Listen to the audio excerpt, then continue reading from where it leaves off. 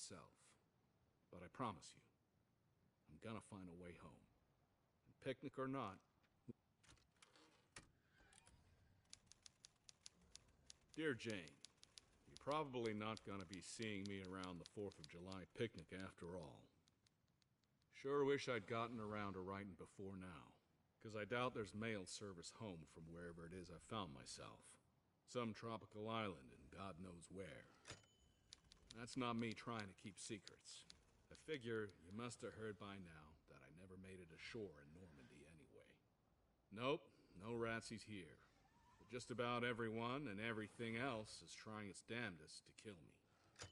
Get this, there are living, breathing dinosaurs on this island. I can guess what you must be thinking right about now. Bobby's gone clear off his rocker. But I'm writing you hand on heart. Swear on my dear mama's grave. Somehow, those things are still walking around here. Just as alive as I am. Makes about as much sense as me finding this handmade camera and typewriter just lying around on the beach. But maybe these picture postcards will prove I ain't making any of this up. They do say seeing's believing, right? Anyway, I'm still trying to work it all out myself. But I promise you, I'm gonna find a way home. And picnic or not, we'll make some fireworks together when I do. I'll write you again soon, Janie. But just now, I think I hear a dinner soar clucking in the bushes. I'm so hungry, Bob. P.S. Tell Bill he still owes me that 20 from the big New Year's poker game. And we ain't waiting till 1945 to collect.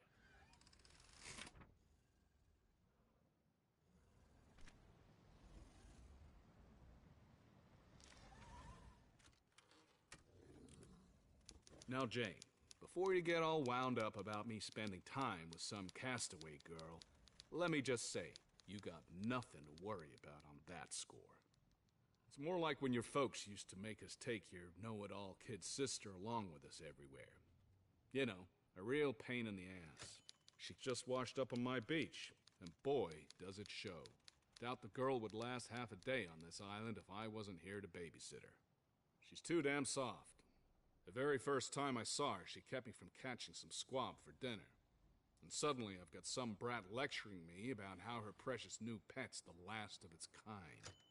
Wants me to take her seriously, like she's some kind of expert. All she has to do is look around. I mean, those fat little birds are all over the place here.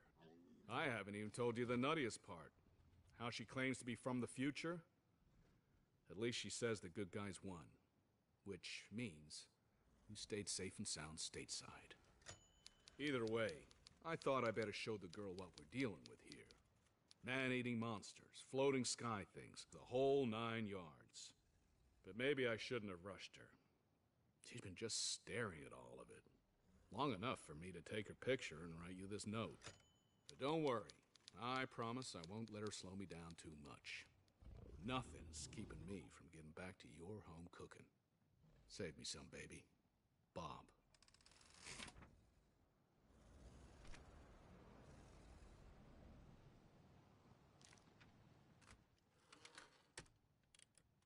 Hey, Janie.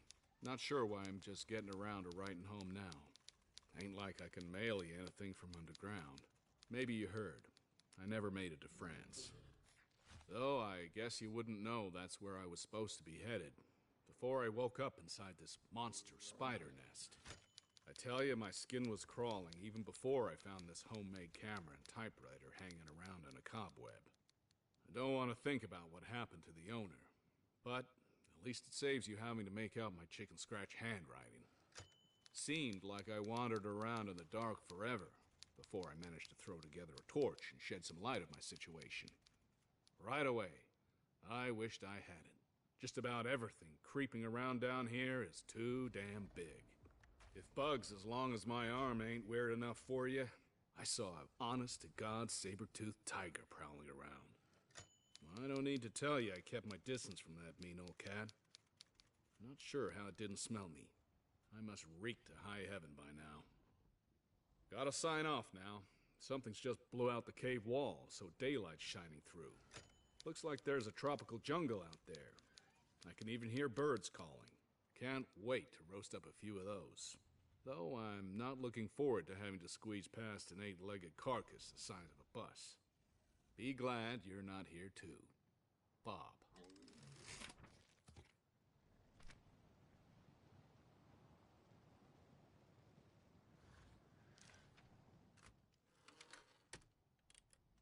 Janie, you wouldn't believe what I've been through since I crawled out of that nice, safe cave.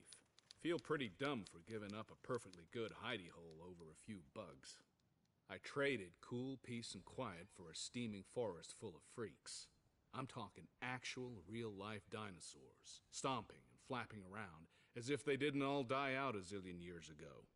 Did the Nazis fire some kind of time ray at us? Because if I'm lost in the past, I got no idea how to find my way home to you.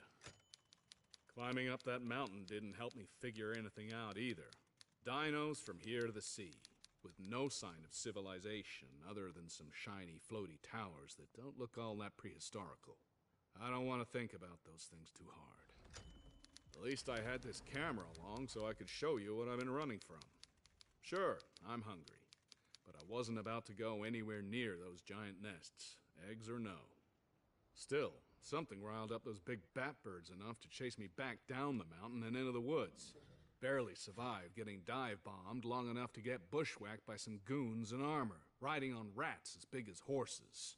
They say they're taking me to some kind of prison camp, upriver. Can't say I like the sound of that. If it ain't one thing, it's another. Bob.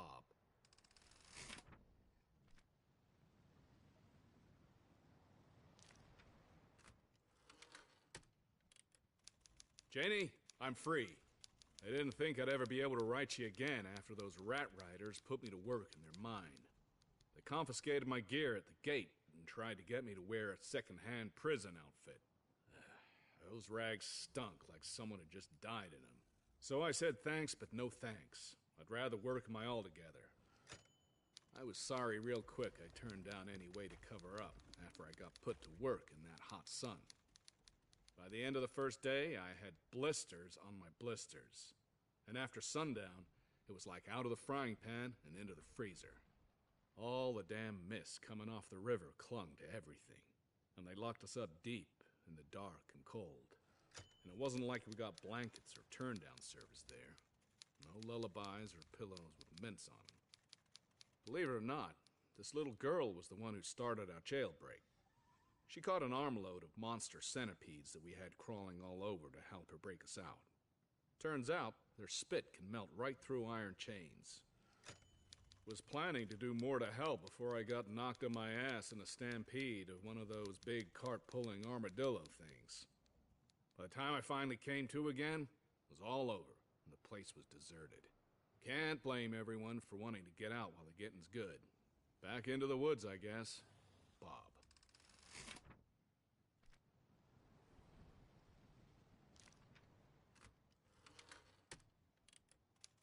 I swear, I can't seem to catch a break, Janie.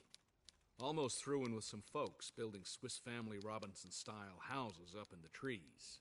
Getting above it all sure seemed like a great idea to me. But then I couldn't help noticing this outfit was gearing up for a fight. It was like boot camp all over again. Except I don't remember any Chinese lady sergeants there drilling recruits with pig stickers. Besides, I wasn't keen about enlisting in a brand new war so soon after I'd gone AWOL from another. So I struck out on my own, but not too far. Thought there might be something to that safety in numbers idea, in case those guys from the mine came back to make an example of us escapees.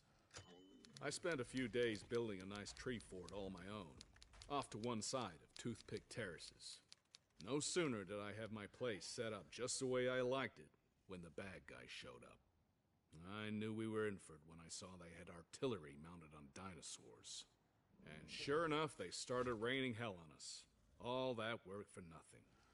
In the middle of the mess, I managed to spot the kid from the mine again, the one who broke us out. You'd think I would have learned by now to stick with her, but no. I heard her yelling to run into the swamps and decided I might do better going the opposite way. Already thinking I might have screwed up again. Bob.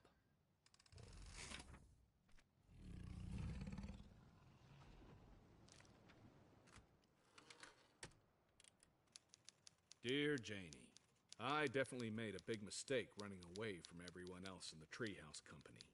And that's not just because I ended up running straight back to where the bad guys came from. I'm also realizing how much harder it is to get by out here on my own.